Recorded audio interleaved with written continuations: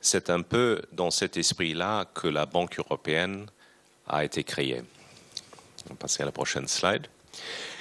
Alors, je ne suis pas là vraiment pour parler pour le BEI, mais j'utilise un petit peu notre activité comme appui. Donc, juste au cas où tout le monde ne connaît pas, donc le BEI, donc c'est l'institution de financement à long terme de l'Union européenne, créée en 1958 par le traité de Rome.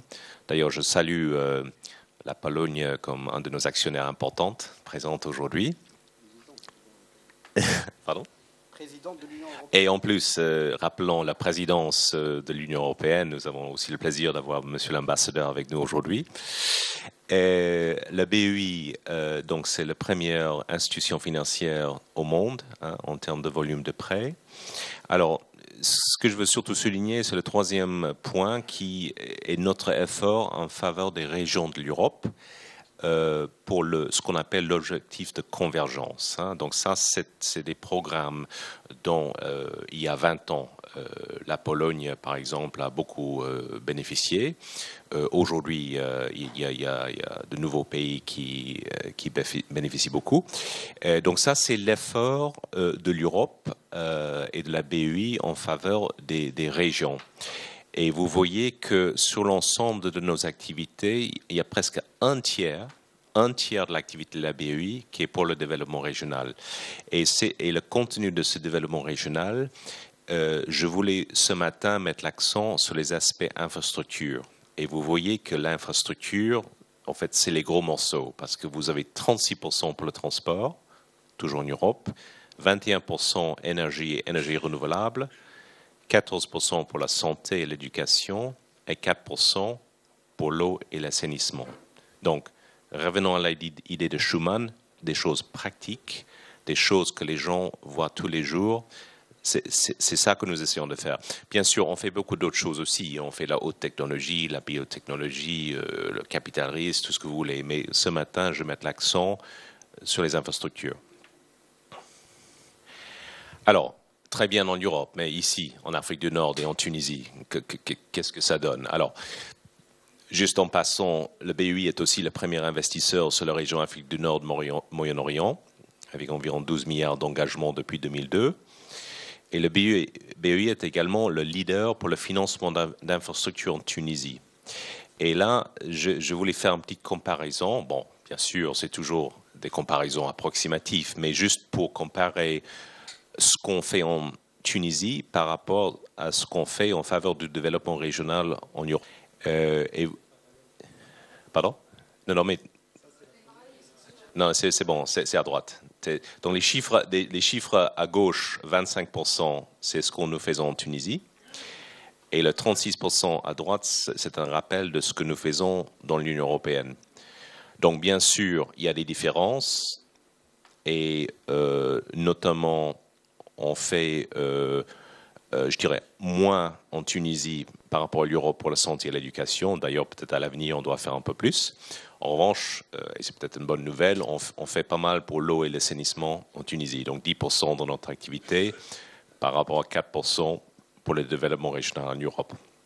Donc, parce qu'une des questions qu'on m'a posées ou m'a demandé d'adresser, c'était l'expérience européenne. Et donc la bonne nouvelle quelque part, c'est que en ce qui concerne le BEI, mais je crois que vous trouverez, ça sera vrai aussi pour l'AFD ou KfW, le GIZ. Donc l'approche que nous avons ici avec le gouvernement tunisien, avec nos partenaires tunisiens, n'est pas aussi différente finalement de ce que nous avons fait en Europe. Donc quelque part, j'espère, il y a une petite bonne nouvelle là, qu'on est peut-être sur la bonne voie, mais et je rappelle ce que M. le ministre avait dit en introduction, il faut continuer dans cette voie de promotion d'infrastructures et de liens entre les régions.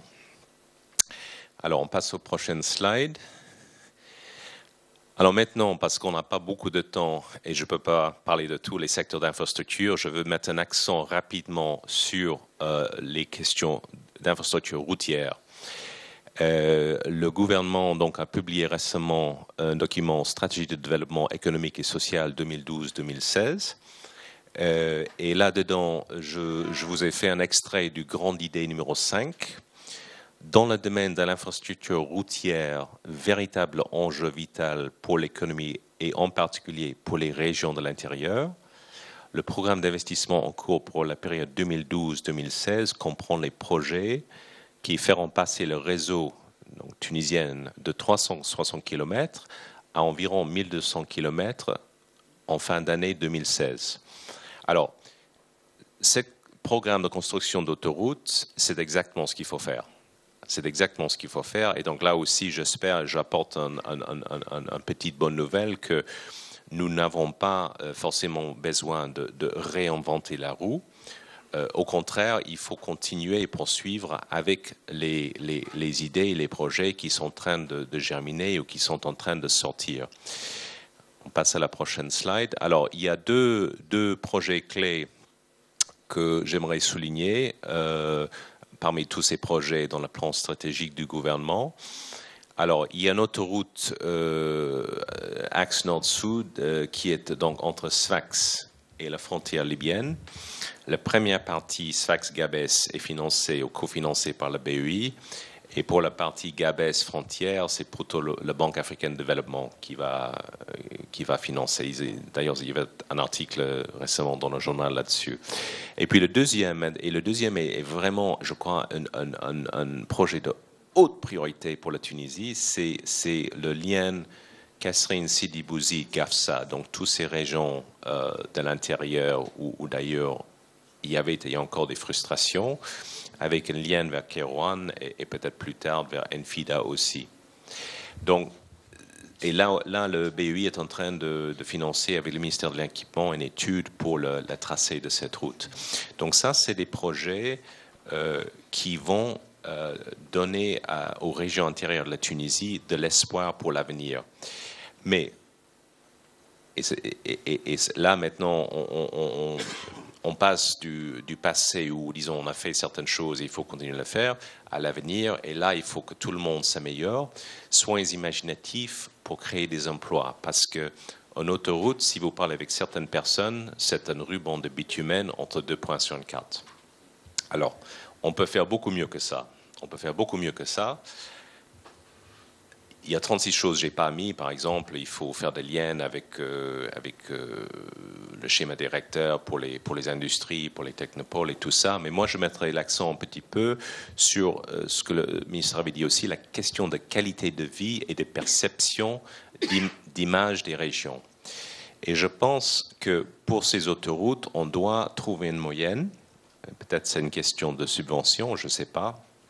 De ajouter des aspects qualitatifs qui créent des emplois. Par exemple, d'embellir des ouvrages.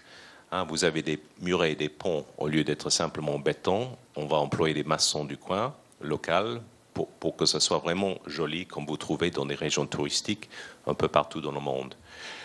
Des aires de repos de qualité, des zones vertes, tout ça crée des emplois, ça ne coûte pas très cher, ça crée des emplois et ça a besoin d'entretien. Donc c'est des emplois qui peuvent exister dans la durée. Ce n'est pas des emplois fictifs. Question des voitures électriques. Moi, en ce moment, je parle avec les ingénieurs d'autoroute, personne n'en parle, mais tous les constructeurs d'automobiles nous disent que dans 5 ans, ça va être là. Donc alors, qu'est-ce qu'on fait? Il faut réfléchir. La Tunisie a peut-être un marché à prendre. Où est-ce que les Allemands vont tester leurs voitures électriques? On construit une nouvelle autoroute en Tunisie. Faisons quelque chose, propose-les quelque chose. Valorisation de la production agricole locale. Là, c'est des possibilités des gens qui voyagent de s'arrêter et vraiment avoir un bon choix de produits. Ça aussi, dans des régions d'Europe, ça existe, des espèces de chalets où vous pouvez faire des choses intéressantes. Et enfin, et c'est pas la moindre chose en Tunisie, la valorisation de sites archéologiques régionaux. Et là, vous avez aussi une carte à jouer. Alors, quelqu'un va dire, tout ça c'est très beau, mais bon, est-ce qu'il y a des exemples de ça? Alors, je vais terminer le dernier slide avec quelques images qui nous viennent cette fois-ci des États-Unis. Alors, mettez-vous maintenant dans les années 30, donc lors de la Depression, donc des situations économiques difficiles, beaucoup de gens au chômage, et il y avait une région à environ 2 heures à l'ouest de Washington, D.C., donc du capital. D'ailleurs aussi 1h30, 2 heures de la mer, donc c'est un petit peu comme les régions intérieures de la Tunisie par rapport à Tunis. Le président Roosevelt dit on va créer une grande route, parce qu'à l'époque, les autoroutes n'avaient pas encore été inventées, hein, c'était un peu plus tard. On va créer une grande route, mais on va pas seulement faire une route, on va faire une route en créant des emplois. Et là, quelques idées, je vous ai parlé tout à l'heure, hein, donc la verdure, les ouvrages, regarde comme c'est beau. Et c'est tellement beau que les gens ont commencé à aller dans cette région, qui est pourtant une région reculée, pour voir la route. Je n'exagère pas. Hein. La route est devenue une destination en soi. Et je pense... Alors, vous allez me dire, oui, mais peut-être en Tunisie, on n'a pas tous ces arbres comme ça, peut-être pas, mais vous avez les sites archéologiques et vous avez d'autres choses. Et toujours, il faut un peu d'imagination. Donc ça, c'est un petit peu... Je vais vous laisser avec ça une idée un peu concrète de ce qu'on peut peut-être faire. Ça ne coûtera pas forcément très cher, mais il faut pousser, avoir de l'imagination et il faut oser. Merci beaucoup. Merci. Merci Robert. Avant peut-être de redonner la parole à Monsieur le Ministre, je pense que par rapport justement à votre présentation, si on relie ça avec le prisme du thème du rôle de l'État, je pense que là, certes, il faut faire, comme vous le dites, preuve d'imagination pour créer de l'emploi, mais vous mettez le doigt aussi sur un point qui est essentiel, qui est comment gérer un programme ou un projet multifacette et comment arriver à gérer ça d'une manière transversale et un peu sortir d'une organisation en silo entre ministères et plutôt imaginer quelque chose où il y a beaucoup de problèmes, faire travailler plusieurs ministères ou plusieurs intervenants sur une idée commune ou une image, un objectif commun. Sur ça, peut-être, Monsieur le ministre. Cette intervention me permet de rebondir sur quelque chose qui, pour moi, est très important. Il faudrait que l'aménagement de territoire soit une direction qui dépend du ministère du Développement régional. C'est une proposition, parce que c'est une direction qui dépend du ministère de l'Équipement. Et il n'y a pas plus grave pour l'aménagement de territoire quand c'est pris en charge entièrement par des ingénieurs. Alors je le dis dans le séminaire de la TUJ, c'est très bien, parce que l'aménagement de territoire, les autoroutes, l'exposé montre que ce n'est pas un problème de béton, c'est aussi un problème de qualité de vie. Et donc, je crois que ça, c'est très important. Il faudrait qu'on raisonne à ce niveau-là. Deuxième remarque que je voulais faire, c'est qu'à côté des autoroutes qui sont programmées, il est nécessaire en Tunisie de faire des voies rapides. Moi, je suis un adepte des voies rapides. Je ne suis pas un adepte de l'autoroute. Bon, on a l'autoroute transmaghrébine, Tunisie vers l'Algérie et la Libye, ça c'est normal. L'autoroute du centre, OK. Mais je pense qu'il y a des régions qui sont complètement enclavées aujourd'hui. Je donne un exemple, Siliena, qui est à 120 km de Tunis. Siliena est une région... 120 km de Tunis, vous imaginez, c'est la banlieue de Tunis. C'est la banlieue de Tunis. Siliena est une des régions les plus déshéritées de Tunisie, le gouvernorat de Siliena. Pourquoi ? Parce que 120 km, bon, vous allez jusqu'à Zarouane, ça va. À partir de Zarouane, vous passez... De Zarouane à Siliena, c'est 1h30 de route. Hein, c'est une route catastrophique. Siliena peut être reliée avec l'autoroute avec Mjezelbeb, il y a 30 ou 40 km. Et Siliena doit être reliée avec Kérouan. Donc il faut désenclaver Siliena. Et pour désenclaver ces régions, il ne faut pas des autoroutes, il faut des voies rapides. Parce que ça coûte, enfin les ingénieurs m'ont dit, qu'un kilomètre de voie rapide, je parle sous le contrôle des spécialistes, c'est la moitié ou 40% du coût d'un kilomètre d'autoroute. Je crois qu'il faudrait qu'en Tunisie, on ait un schéma de voies rapides entre les différents gouvernorats pour que les gouvernorats aient des liens, pour qu'il y ait ces liens entre les différents gouvernorats. Ça, c'est un projet qu'il faudrait, à mon avis, important. Troisième remarque, je voulais juste réagir par rapport à l'Union européenne. Vous savez, la Tunisie a signé un accord d'association avec l'Union européenne, qui est un accord, comme vous le savez, est purement commercial. C'est un accord qui était nécessaire à ce moment-là, dans les années 90, parce que avec la création de l'OMC, ça nous permettait de continuer à exporter. Mais si on fait une analyse de l'accord d'association, eh bien, on va trouver que l'accord d'association a profité aux régions de la côte.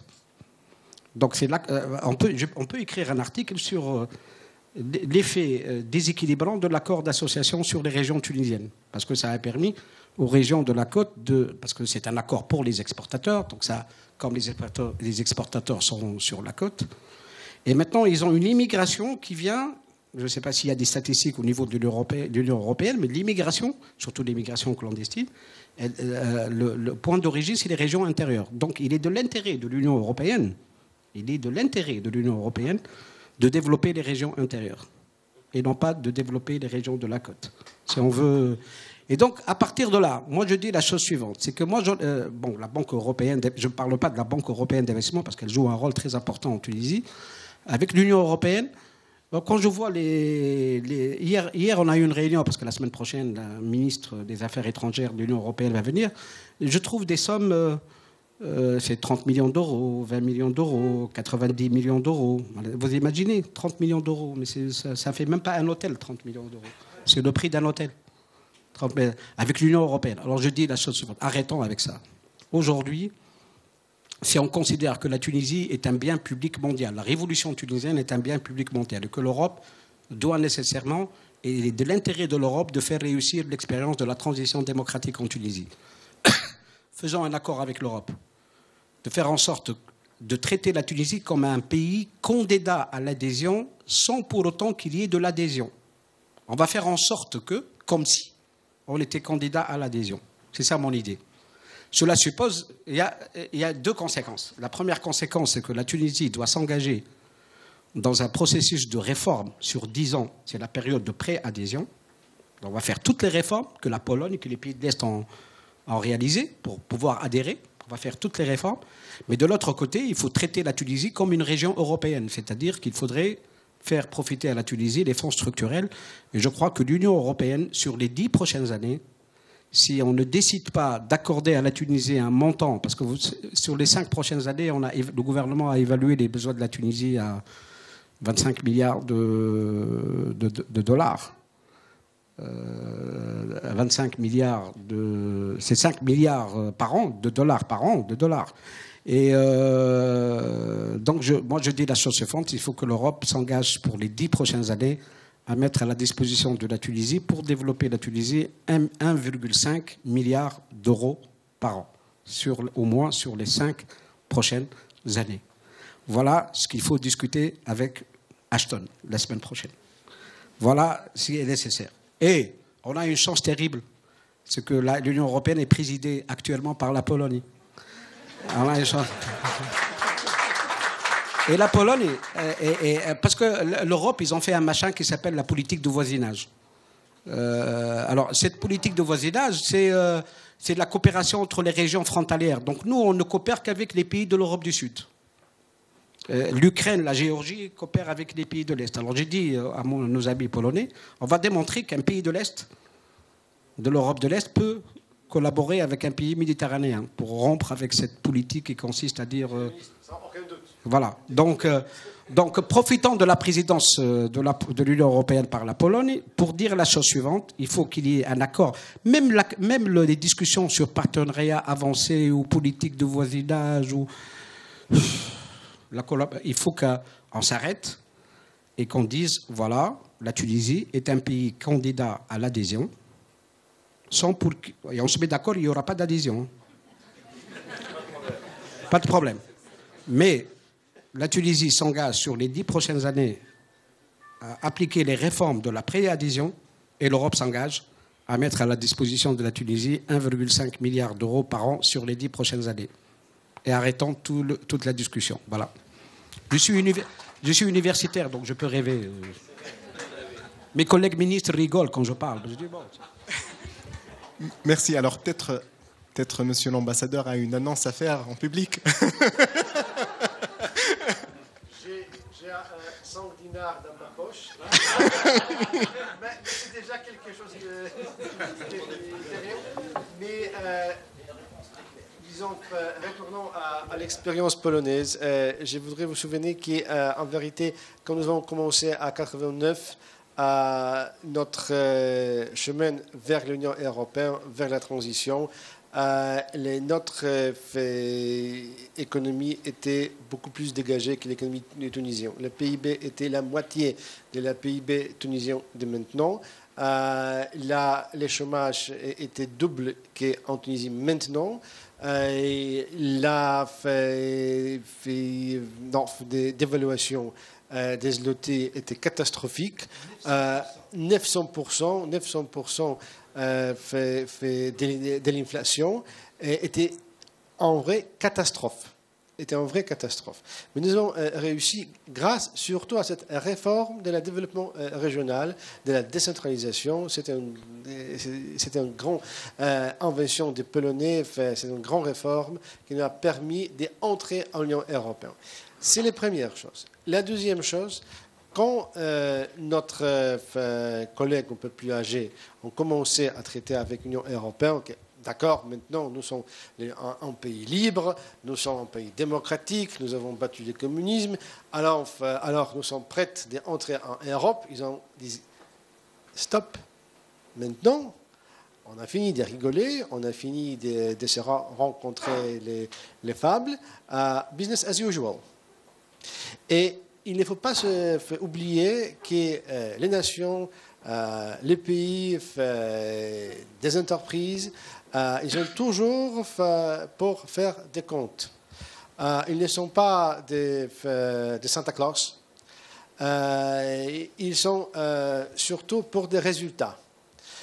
Je suis pleinement convaincu que la Tunisie a la chance de réussir à se développer, à arriver au même niveau que les autres pays européens, au même niveau de la Pologne, parce qu'il y a déjà eu à ce niveau. Dans les années 60, nous étions plus ou moins au même niveau. Et je suis convaincu qu'il y a le potentiel intellectuel, il y a le potentiel économique en Tunisie pour la Russie. Mais je suis aussi convaincu que toute l'Europe viendra à vous dire. Alors, nous sommes disponibles à vous aider, mais vous devez faire votre leçon à la maison. Vous devez faire votre devoir. Vous devez commencer par la démocratie, par les institutions, par l'éradication de la corruption. Ce sont de toutes les petites choses que nous avons dû faire avant de commencer de parler avec les Bruxelles de l'adhésion de la Pologne